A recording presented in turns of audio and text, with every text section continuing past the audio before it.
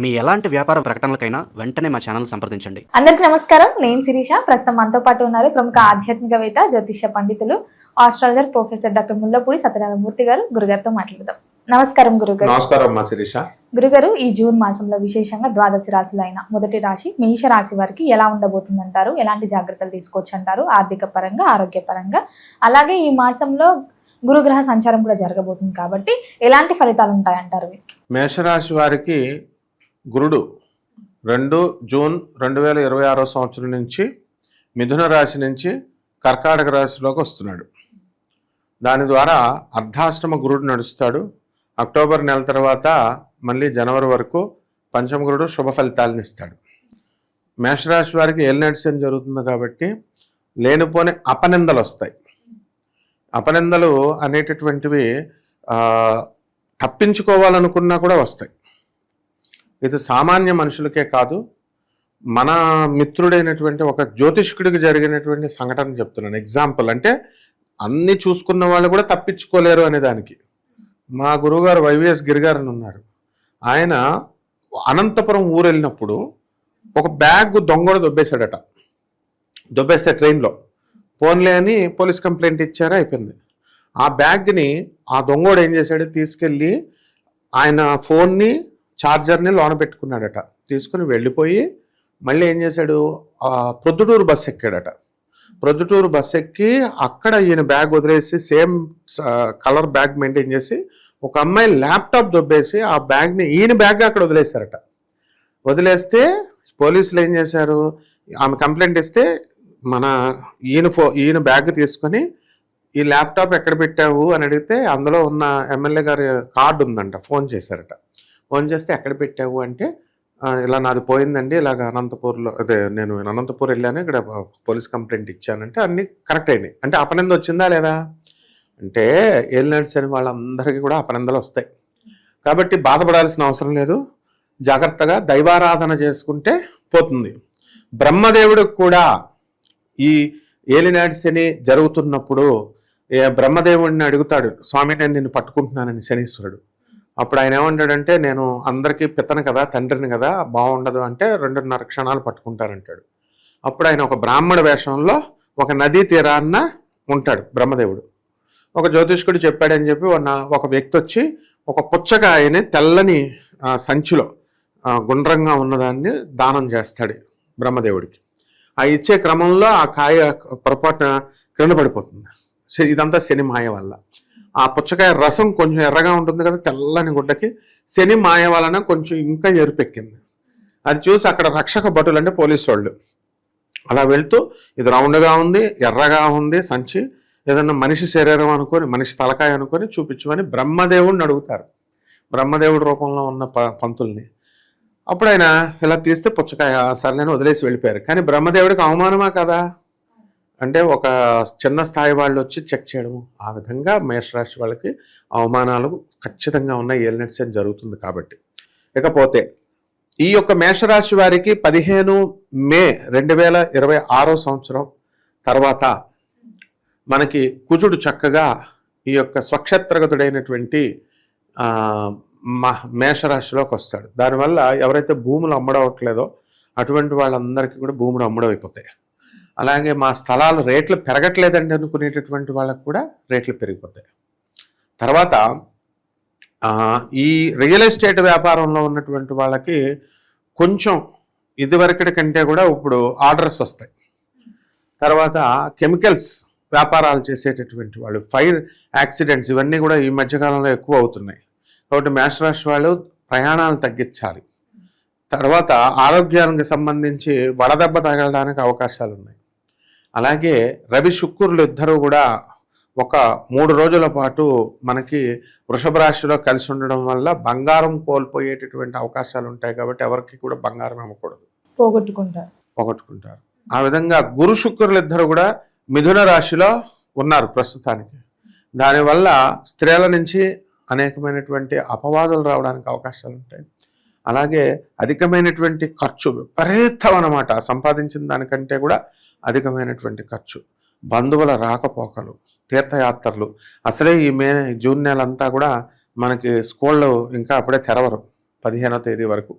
దానివల్ల చుట్టాలు రావడము, పిల్లలు వెళ్ళడము, ఊర్లు వెళ్ళడము, తీర్థయాత్రలు, ఈ విధంగా ఖర్చు అనేటటువంటిది చాలా అధికంగా ఉంటుందన్నమాట. మరి గురుగారు, విద్యార్థులకు ఎలా ఉంటుందంటారు? ఈ మాసంలోనే పాఠశాలలన్నీ ఓపెన్ అవుతాయి కాబట్టి విద్యార్థులు ఎలాంటి జాగ్రత్తలు తీసుకుంటే ఫ్యూచర్ బాగుంటుందంటారు వాళ్ళు? అక్టోబర్ నెల వరకు విద్యార్థులు పెద్దగా చదవాలనుకున్నా అంత చదవలేరు, కానీ జ్ఞాపకం శక్తి ఉంటుంది, కానీ బద్ధకంతో చదువులో ముందంజలు వేయలేకపోతారు. ఆ తర్వాత అక్టోబర్ నుంచి జనవరి 2027వ తేదీ వరకు కూడా గురుడు పంచమ స్థితిగతుడు అవుతున్నాడు కాబట్టి, మనం చెప్పుకునేది జూన్ నెల కాబట్టి, మనకి కర్కాటక రాశిలో గురుడు విద్యార్థులు ఎక్కువ కనుక బద్దకించకుండా శ్రద్ధ పెట్టినట్లయితే కాంపిటేటివ్ ఎగ్జామ్స్లో మంచి మార్కులు రావడానికి అవకాశాలు ఉన్నాయి. అలాగే ఇది కాంపిటేటివ్ ఎగ్జామ్స్ సీజన్ కాబట్టి జాగ్రత్తగా వాళ్ళు నమ్ముకుంటూ గురువు గ్రహం యొక్క అనుగ్రహం కోసం గురువులు చెప్పినట్టుగా వాళ్ళు ఆప్షన్స్ పెట్టుకోవాలి. ఏ కాలేజీలు ఏమిటి అనేది, ఏ గ్రూపులు అనేటటువంటిది ఇప్పుడు చాలా కీలకమైనటువంటి సమయం ఇది. అలాగే ప్రభుత్వ ఉద్యోగాల కోసము, అలాగే క్యాంపస్ ఇంటర్వ్యూలు ట్రై చేస్తున్నటువంటి వీళ్ళందరూ కూడా వాళ్ళకు ఉద్యోగాలు రావడానికి అవకాశాలు ఉన్నాయి. ముఖ్యంగా మేషరాశి వాళ్ళందరూ కూడా మనకు తెలిసిన వాళ్ళని కూడా చూస్తున్నాం మనం. వాళ్ళ భర్తలు అమెరికాలో అలాంటి దేశాల్లో ఉన్నారు.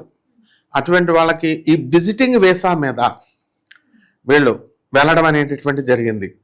ఖతర్ లాంటి దేశం, అదే అరేబియన్ దేశాల్లో యుద్ధాలు జరుగుతున్నాయి కదా, ఈస్టర్న్ ఇండియాలో, దీంట్లో ఏషియాలో. అయినా సరే వీళ్ళు విజిటింగ్ వీసాల మీద వెళ్తున్నారు భార్యలు. అంటే ఏంటి, మనం దీనికి ఏం చెప్తుందంటే, ఈ జూన్ నెలలో మేషరాశి వారు అందరూ కూడా తిరుగుతూ ఉంటారు. స్థాన చలనం అనేటటువంటిది ఉంది, విజిటింగ్ వీసాలు అన్ని చూస్తూ ఉంటారు. మరి కుటుంబ వాతావరణం ఎలా ఉంటుందంటారు ఈ మాసంలో మేషరాశి వారికి? కుటుంబ వాతావరణం వచ్చేసరికి చాలా చక్కగా ఉంటుంది మేషరాశి వారికి. ఏలినట్స్ అని కాబట్టి మనశ్శాంతి లోపం ఉంటుంది. అనవసరమైనటువంటి వితండవాదాలు చేసుకోకూడదు, ఆర్గ్యుమెంట్స్ అనేవి చేసుకోకూడదు. చేసుకుంటే ఫాల్స్ ఈగోస్ బయటకు వచ్చి కుటుంబంలో గొడవలు ఇవన్నీ తాత్కాలికంగా జరగడానికి అవకాశాలు ఉంటాయి. ఏలినట్ శనిలో ఎప్పుడూ కూడా వితండవాదాలు చేయకూడదు, ఏకాంతంగా ఉండాలి. స్నేహాలు ఇవన్నీ కూడా నిషిద్ధం. స్నేహాలు చేసిన ఇద్దరు ముగ్గురు ఉన్న వాళ్ళ వీళ్ళ మీద డైలాగులు వేయడం, వాళ్ళకి నచ్చకుండా ఉండడము.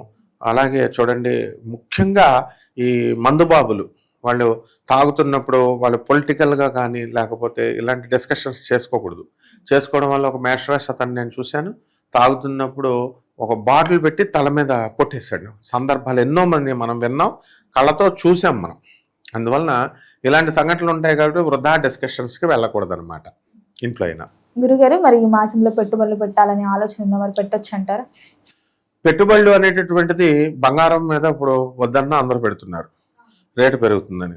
ఇప్పుడు రేటు తగ్గేటటువంటి అవకాశాలు ఉన్నాయి. ఇప్పుడు ఇంకా 5% అవకాశాలు ఉన్నాయి. కాబట్టి ఈ జూన్ నెలలో యుద్ధం ఇంకా సాగుతూనే ఉంటుంది ఇది. కాబట్టి అంతవరకు ఈ యొక్క బంగారం రేటు డౌన్ అవుతుంది కాబట్టి కొనుక్కునేటటువంటి వాళ్ళు బంగారం కొనుక్కోవచ్చు. అలాగే ల్యాండ్స్ కూడా డౌన్లోనే ఉన్నాయి కాబట్టి ల్యాండ్స్, ఇతర పప్పు దినుసులు ఇలాంటి వాటిలన్నీ కూడా కొనుక్కోవచ్చు. ఆర్థిక పరంగా కూడా ఎలా ఉంటుందంటారు వీళ్ళకి? ఆర్థిక పరంగా గత మే నెల కంటే కూడా ఈ నెలలో ఆర్థికంగా కొంచెం డౌన్గా ఉంటుంది.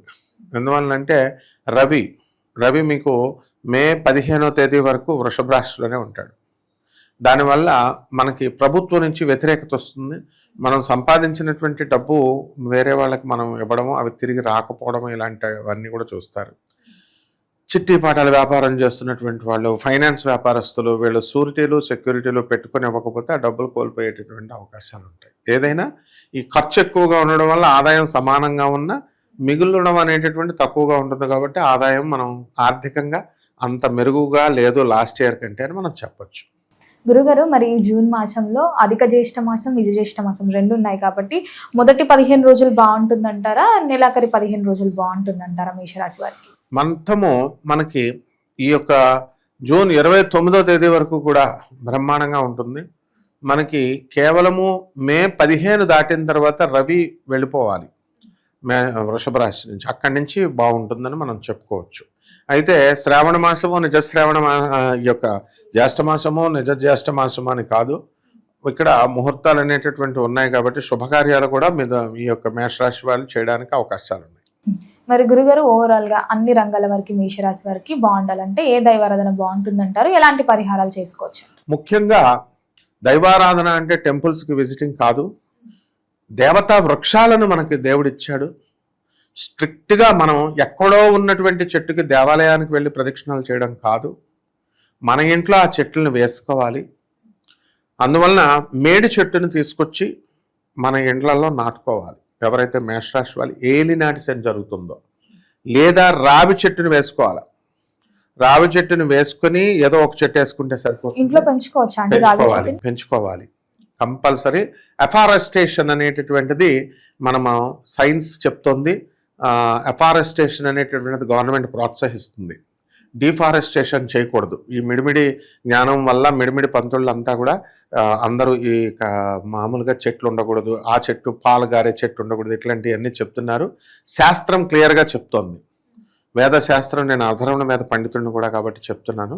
ఇళ్లలో చక్కగా వేసుకోవాలి. చక్కగా వేసుకొని మనం నీళ్లు పోయాలి. మేడి చెట్టు మొదల్లో మనకి దత్తాత్రేయుడు, అనఘాదేవి ఉంటారు, 64 యోగిని గణాలు ఉంటారు. వేసుకోకపోతే మిస్ అయిపోతారు.